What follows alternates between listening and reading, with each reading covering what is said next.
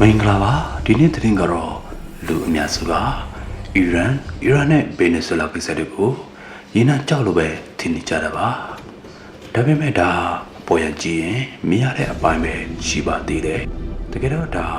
တရုတ်နဲ့အမေရိကန်တို့ကြားကဘယ်သူကကမ္ဘာစနစ်ကိုထိန်းချုပ်မလဲဆိုတဲ့အောက်ပြန်မှုကြီးတခုပါဘာလို့အမေရိကန်ကအီရတ်ကိုပြဿနာရှိတဲ့နိုင်ငံလို့သတ်မှတ်ခဲ့တယ်လဲတရုတ်ကရောဘာလို့ရေနံကိုလက်နဲ့တူလို့တုံးချနေတယ်လဲဒီနေ့ဗီဒီယိုမှာအသေးစိတ်ပြောပြပေးတော့မှာဖြစ်ပါတယ်တရုတ်ဟာရေနံကိုထိန်းချုပ်ဖို့တခြားနိုင်ငံတွေကိုရွေးချယ်နေစရာမလိုပါဘူးသူတို့တောင်းတဲ့ဒီလန်တွေကတော့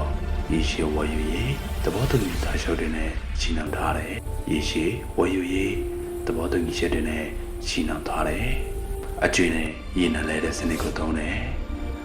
အမေရိကန်ဒေါ်လာကိုမသုံးပဲအချမ်းငွေကြီးနေတဲ့ပေးချေတဲ့လမ်းကြောင်းတွေကိုပေါ်ဆောင်နေတယ်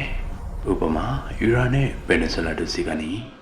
ရေနံတွေကိုရှော့စင်းလုံးနဲ့လမ်းကြောင်းမျိုးမျိုးကနေဝယ်ယူပြီးအမေရိကန်ရဲ့ပိတ်ဆို့မှုကိုစိန်ခေါ်နေတာပါအမေရိကန်ကတာကိုလက်ပတ်ကြည့်နေပါဘူးဒါပေမဲ့သူတို့ကစစ်တပ်တဲ့ပုတ်တီရောက်တဲ့ထိန်ချုပ်ထားတဲ့ကွင်းဆက်တွေကိုပြတ်တောက်တာကိုလုပ်ပါတယ်တင်ပေါ်လိုင်းတွေကိုပိတ်ဆို့တယ်အမကန်ကုမ္ပဏီတွေကိုကန်တတ်တယ်စိတ်ကနဲ့ရင်နှံချက်စရံတွေကိုထိန်ချုပ်တယ်အဓိကအကြဆုံးကတော့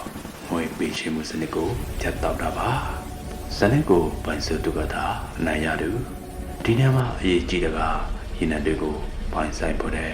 ဘယ်သူကရင်နှံဝယ်မလဲဘယ်သူကအမကန်ပေးမလဲဘယ်သူကငွေရှင်းပေးမလဲဆိုတဲ့စနစ်ကိုပိုင်ဆိုဖို့ပါဒါကို currency dominance ငွေကြေးအာဏာစက်လို့ခေါ်ပါတယ်အနည်းချုပ်ပြောရရင်ရေနံဆိုတာခန္ဓာကိုယ်တွေကတွေးကြောဆိုရင်